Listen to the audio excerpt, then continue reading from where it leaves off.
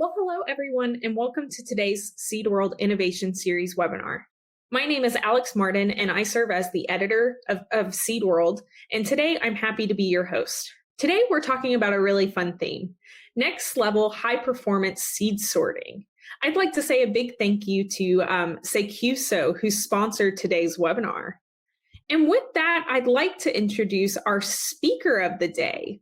So just to give you a little bit of background, our speaker of the day is named Fred Hugen. Fred studied electronics at the University of Twente and obtained a Ph.D. in real-time image processing at the same university in 1995. He's one of the owners of SeQso, a company active in advanced seed analysis, sorting, and sowing. His current activities are on the development of multi-modal imaging and artificial intelligence systems for use in seed sorting and seed phenotyping. During the presentation, you're likely going to have some questions for Fred.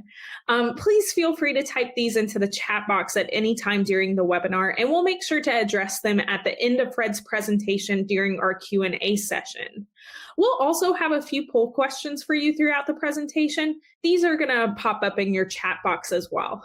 And finally, just an FYI to everyone, today's webinar is being recorded and is going to be made available at seedworld.com later this week. We'll also be sending out an email with the link to the webinar. So if you miss any portion of this webinar, don't worry, you'll be able to watch it again later. With that, Fred, I think I should let you take the spotlight and do the introduction of what you're going to be talking about today. So thank you so much for joining us, and I'll let you take it from here. Okay, thanks for your introduction. I would like to welcome everybody to this webinar who's live at the moment. I'm going to, in this webinar, the following topics will be covered. First, I will give a brief overview of what can be learned from this webinar, and followed by a brief overview of the background of SeQso's activities. Then I discuss the advantage of applying multiple camera technologies using an example application. The main part of the webinar is about the properties of the new FlexSorter machine. It also describes how AI can be applied using easy-to-use tools. Finally, example applications are discussed. This webinar will conclude with questions and answers. What are we going to learn today? The benefits of the most advanced seed sorting machine, the performance of various different camera technologies to improve seed quality, and how to set up this with AI-based seed sorting machine without expert knowledge. And finally, seed sorting applications. Okay, a bit of the background of SeQso. SeQso's purpose is to provide machines and tools for improving seed quality. We develop and manufacture equipment entirely in-house. Our portfolio consists of three groups of equipment. First of all, advanced seed sorting machines. Most of them are based on camera technology, but we also make liquid density separation systems and calibration lines. Another group consists of precision sowing machines. These are intended for germination labs and seed breeding. Main features of our sowers are precision, no need to check even for difficult seeds, speed, significantly faster than robot-based seed sowers, very short changeover times, we do data collection at the sowing machines, and the possibility of full automation. Okay, the last group are seed analysis instruments and machines for data collection of seed lots and instruments for measuring the chlorophyll fluorescence of seeds. Okay, so now we move to the real content of the presentation. And first, before I will show the machine where we're talking about, or the family of machines, I'm going to explain why it makes sense to use multiple camera technologies. We have been making machines with multiple cameras for years. And I would like to explain the benefits of this on the basis of a simple business case. So let's assume we have a seed lot of tomato seeds with initial germination of about 80%. And to make the batch commercially interesting for a seed company, it should be at least 90% or even 95% germination. One way to upgrade it is to sort out the bad seeds, so the seeds that do not germinate. And we can do that with a machine, let's say, that has an X-ray and an RGB camera, so a color camera. And to do the classification on artificial intelligence / deep learning technology. So if we take only the RGB, which is the same as a color camera for improvement, and we do learning steps, etc., to make a classification, then we are able for this particular seed lot to upgrade up to 90%, but at a cost of a low yield. So on the horizontal axis, you see the yield. On the vertical axis, you see the germination after sorting. So in the red circle, where the arrow is, that's the point where after sorting, 90% of germinating seeds will be in the accept bin. And that goes at a cost of a yield of only 45%. So yes, with the color camera, we are able to make a selection, but at a low yield. Next, we could take an X-ray camera.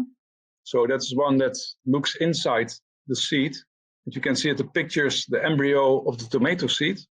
And the left picture is a nice embryo. The right picture is a bad embryo. With machine learning, that's easy to learn. And if we use that as a technique to select the seeds with a sorting machine, only the X-ray camera, then we get the 90% germination at a yield of 80%. So that's again where the red arrow is placed. If we would let the machine further sort, then we can go up to 95% germination at a yield of 33%. So it's then up to the business to decide whether it makes sense to make a higher quality batch at a lower yield. So we see that in this particular business case, with an X-ray camera, we get a better improvement than with the RGB camera. And the question is, can we go even better? So in this case, the answer is yes. And the idea is that sometimes we hope that 1 + 1 is not 2, but 2.2. So that we get some benefits of combining. And there we have in this graph, the black line is the line of the combination of the color camera and the X-ray camera working together. And due to AI technology, we can combine both images to make a single prediction. And here we can see that we can even get 95% germination at a 60% yield. So the conclusions from this particular case is that the X-ray was more powerful compared to the RGB camera, and that using a combination of a color and an X-ray camera gives even a better yield. So this is only one particular business case, and if you make multiples, you see that there are differences. It can also be that sometimes the RGB camera is better than the X-ray. That can happen too, or that the combination doesn't add anything to it. But in general, the conclusion is when we look specifically at cucurbits and tomato seeds, that X-ray is more powerful in general. Now we have a movie of the machine, and the machine is the flagship what we have built. It's already in production, so it's not a prototype, it's a real machine running. And I would like the moderator to start the video. Awesome. I will get that started in just a moment, Fred, but I saw a question that might help with a little bit of clarification before we keep going onwards. You've been using this example of a tomato seed, and Olaf wants to know if this example is used with a prime tomato seed. I'm not sure if that's a big clarification. That's a very good inside question. It are indeed, in this case, prime seeds. For X-ray and tomato, not for cucurbits, but for tomato, it is for X-ray in most cases required to prime the seeds first. This is the FlexSorter top model with 3 camera units and all available options. The machine can be used for a wide range of seeds, including tomato rootstock and squash. The feeder is now real-time computer controlled to achieve maximum capacity for a wide range of seed types. Therefore, the tuning is very easy.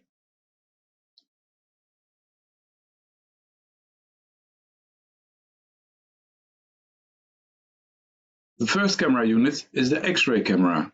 Behind that follows the high-resolution color camera.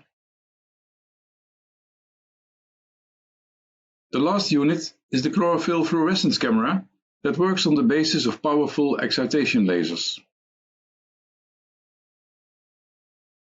Mechanical separation is very accurate. Even at a reject of 50%, the error is less than 1%. Due to the demonstration of this mechanical separation accuracy, red and yellow seeds are used. The quality is clearly visible. The quality of the mechanical separation can be monitored with an optional camera system. A special unit can be placed under the machine for sowing of germination tests or DNA tests. The machine randomly blows out one seed at a time. The data and images of each blown seed are saved, as well as the coordinates in the seed tray. So the video gave hopefully a little bit an idea of how the machine looks like, how it operates. We have different models. Basically, the machine is configurable in capacity and imaging stations.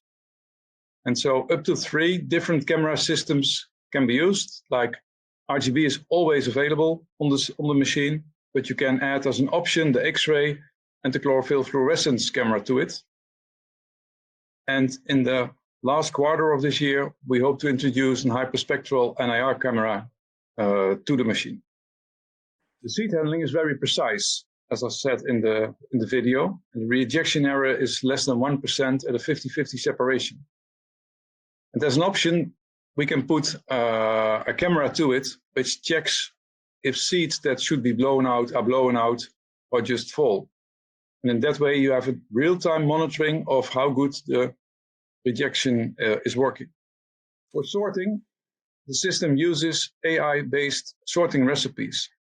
So that means that they're running on deep learning technology.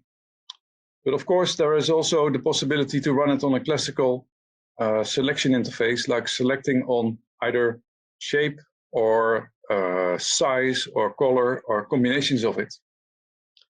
About the AI, I will tell a little bit more behind these sheets. But interesting is that for companies that have their own AI development teams, they can make their own sorting recipes, and we have an open standard interface, which is called ONNX, where people can download their own models if they like.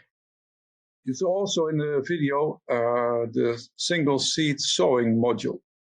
It's on wheels. You can just put it under the machine, and it makes it possible to sow seeds for germination tests. So if you want to correlate the germination of a seed with the images that the machine makes, then you can use this unit. And the unit can sow in microtiter plates, in soil trays, whatever type you are needing. And we are also making custom-made trays for it.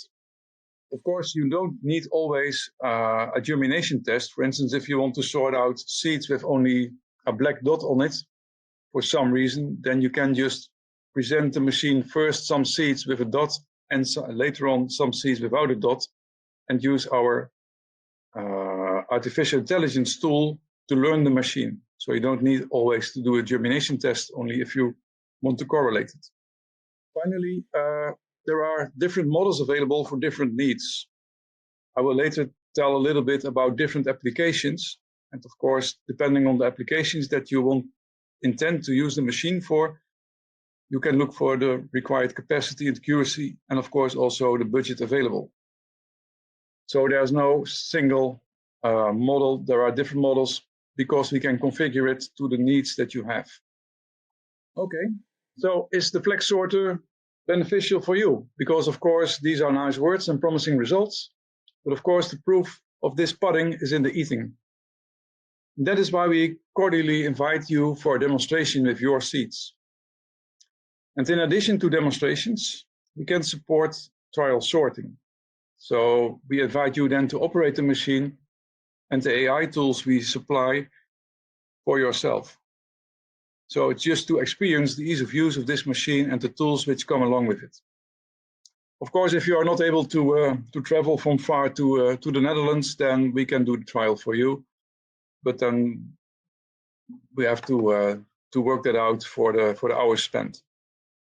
AI technology is all around us. It's on our phones. It's being used for all kinds of things we even don't notice. So this was the reason to start using this technology. The seed sorting application in itself is not very complex. And to make it available to our customers, we have developed tools to support the creation of sorting recipes in just 4 simple steps. So creating a sorting recipe is also known as the training of an algorithm or an artificial intelligence model. So basically that's the same. In this case, you also just store the data locally. So you don't have to put it in a private cloud or send it to us or whatever. I said private, I meant public cloud or a cloud from us. You can just store it in your own company. And so you can keep the whole artificial intelligence part just simply in-house. You don't have to outsource it somewhere. The outcomes of the learning process can be used directly to make business decisions, such as balancing between germination improvement and yield, as I've shown in the business case. You just can from the data from the training, you can just take decisions about, okay, what yield do I get for what kind of improvement? Okay, let's see how that works out. So from our tool, this is the main screen. So this is where all the work has to be done. And you see already, I don't know if it's visible for everybody, but it has just simple 1, 2, 3, 4 steps. So let's go through it. The first step is that you have to select data files. So you have data collected from the machine, for instance, the seeds, the images with the seeds with a dot and without a dot. And you have to select where these images are stored. And you can add also data from early experiments to it. So it's very simple to combine it. So that's a simple step. And then we have to label the images. And that's simple. For the case with a dot and not a dot on the seeds, you just have 2 classes. So that means one is accept and the other one is reject. But in case you have scored plants, then sometimes you get no germination, you get small plants, large plants, plants which are blind, for instance. So you have multiple classes, but the machine can only select in two fractions. So that means you have to assign whether a blind plant is a reject or not. But that's easy. That's 1 minute work. Okay, and then we just let the tool do some work. And the first step it presents is a list of images, kind of like thumbnails. And for instance, in the upper part of the list, there are the good seeds, and down are the bad seeds, or vice versa. And then you can look whether there are maybe images that look very bad, but are classified in the first step as being good, and you can just remove them from the training. That's a step that typically takes a few minutes. It's easy to do. Just only have to check for the upper 10 and the lower 10 images, but it's assigned okay, and then you can go further. And so then we get at the training step, and that's just a push on a button, train, full run, and then you have time for a cup of coffee. On a standalone PC, it takes about several minutes to a few hours to do this training, and then the progression you can follow on the graph on the screen if it goes okay. And finally, when training is finished, we can just do the evaluation. And typically, you get presented this graph where you can see, for instance, improvement in germination versus yield. You can decide when you start finally sorting with the batch what the best set point would be for your business. Of course, if you do something else with the machine, like physical purity selection or for instance, removal of parasites, then you get a little bit different evaluation, and maybe the second step is a little bit different, but basically this is how it works. And you don't need to be a data scientist to understand how this works. And of course, we support customers in using this tool, but the first users are very enthusiastic about it and rather don't call us for support. They just find their way. So this is a little bit about the sorting machine and AI technology, which we have made available for our customers to do themselves. And then is the question, okay, do I need to buy a machine for just a few weeks of work? And then we say, well, this machine is not just a sorting machine.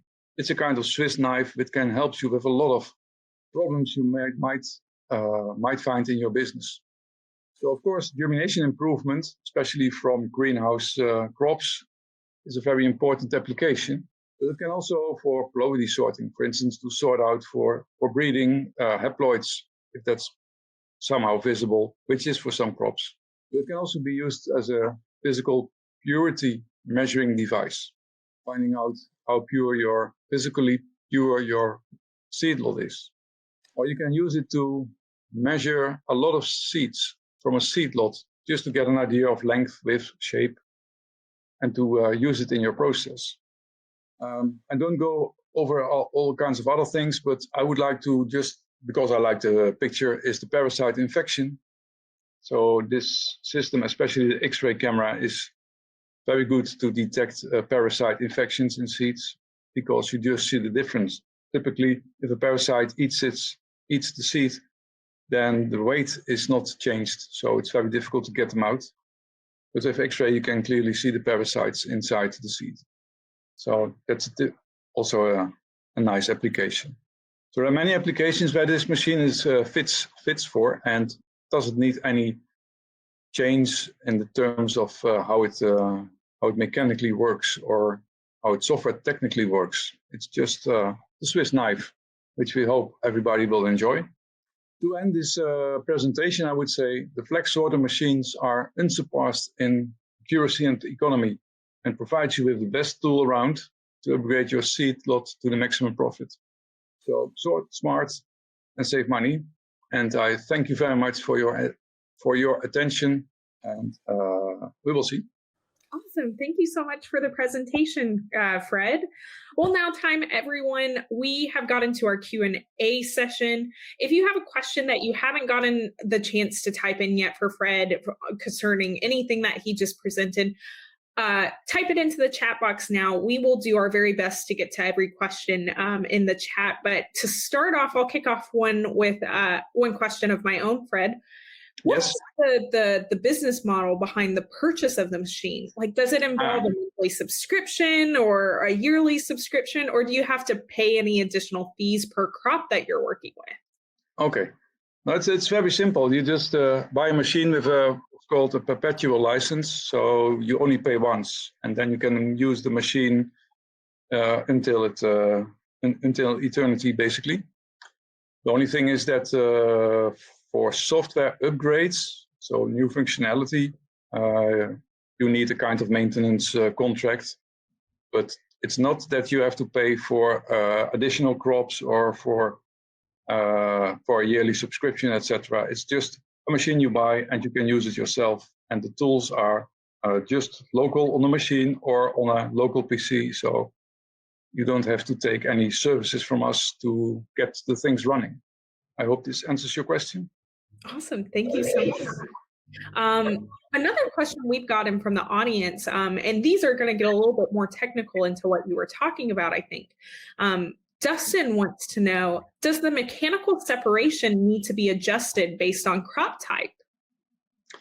The question is yes. So if you have, for instance, between tomato and squash, then the air pressure and the duration of the air blast needs a little bit adjusted, which is in software. It can be amended in a kind of recipe, so you can make a recipe tomato, and then it works just for all tomato seeds the same. If the option of the real-time error check is available, then the machine can tune itself. So you just put in the seeds, you let it run, and the machine will tune itself. Maybe a little tweak, but basically it will tune itself to the optimal blowing parameters. Awesome. Thank you so much, Fred. Another question we got is from Olaf, who wanted to know, what is the capacity, aka the seeds per hour for tomato? That's excellent. I cannot compute that very fast in my head, how it's per hour. So the basic machine version runs about 20 seeds per second. So I cannot compute that fast, but it's 70,000 seeds an hour, which is, I think, 1 kilogram per 4 hours. And a faster model will be able to run it around 50 seeds per second. No, that's amazing that you could just calculate that in your head right now. So thank you. I hope it was right. Maybe I'm wrong. So please do the math at home. I was about to say, we won't fault you for any mental math that you had to do today.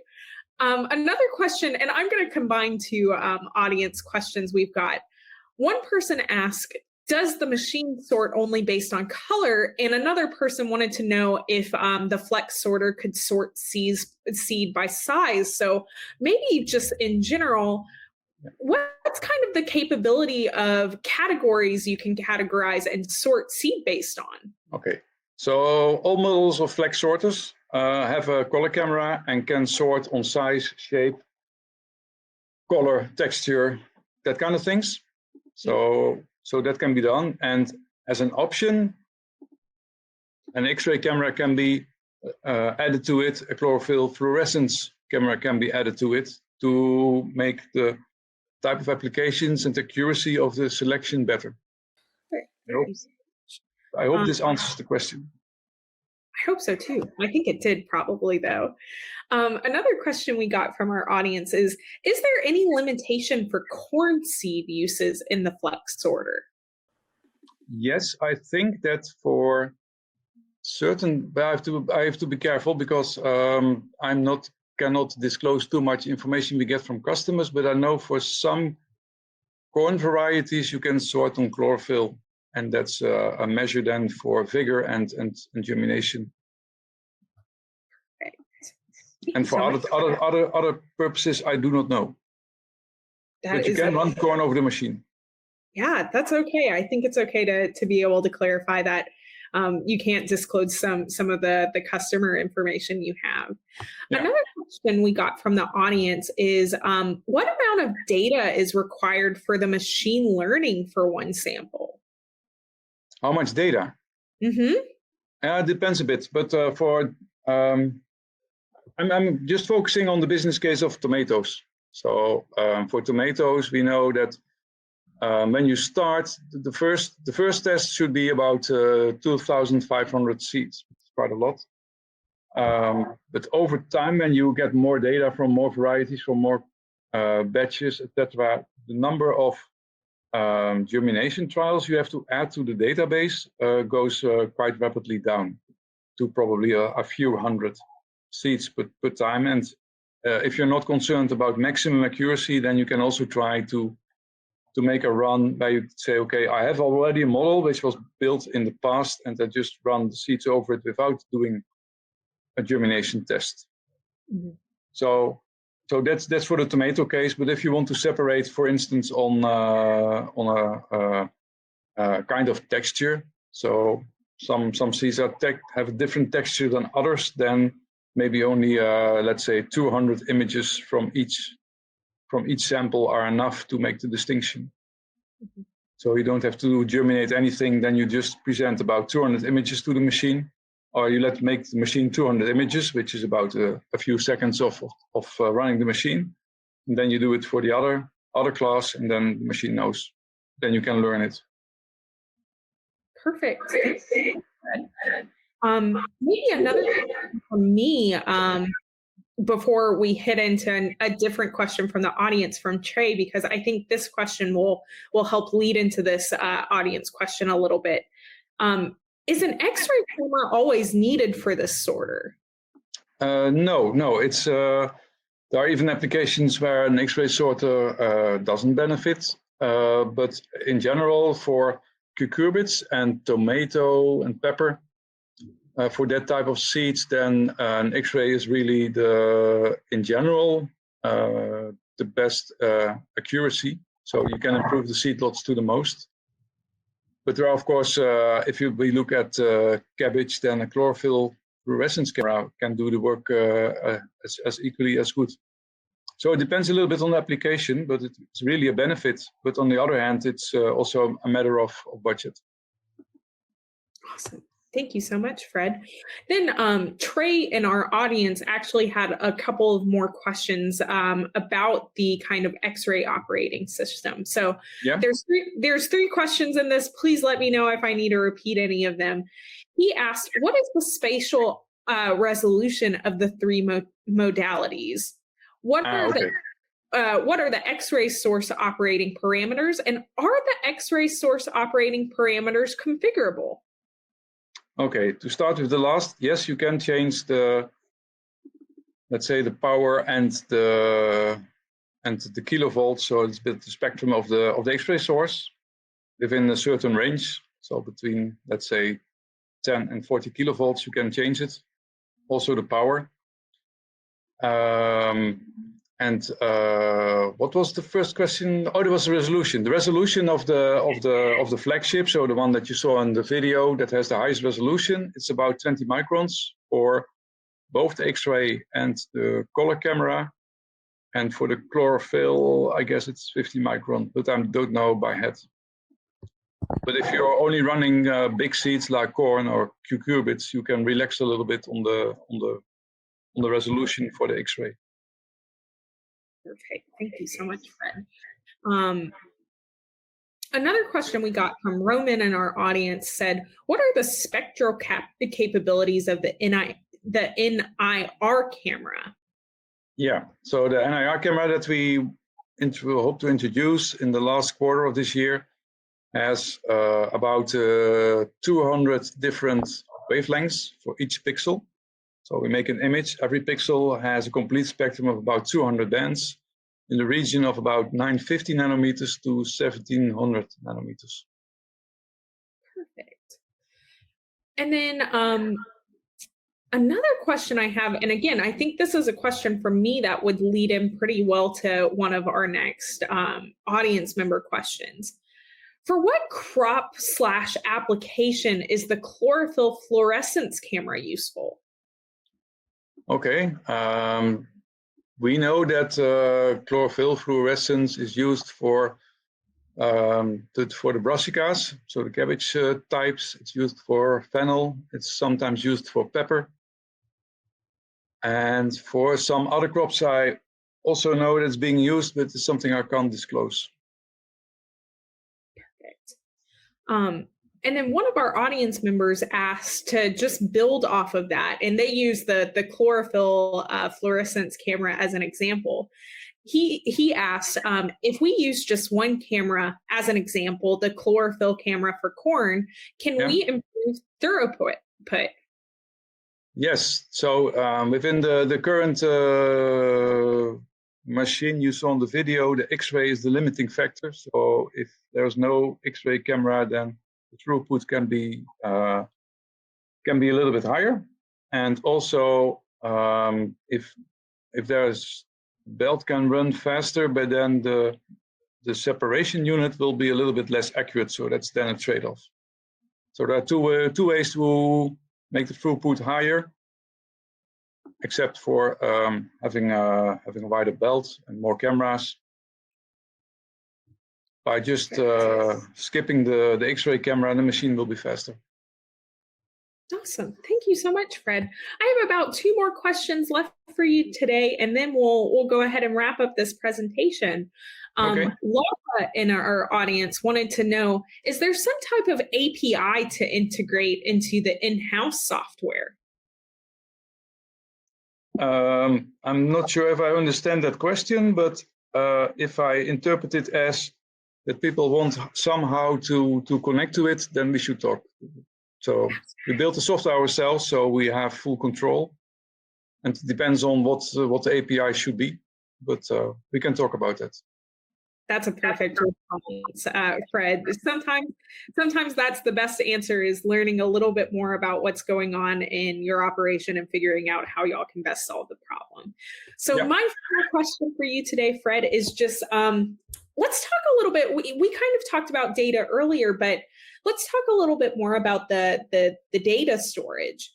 Is data stored in a cloud, or is it used for other customers?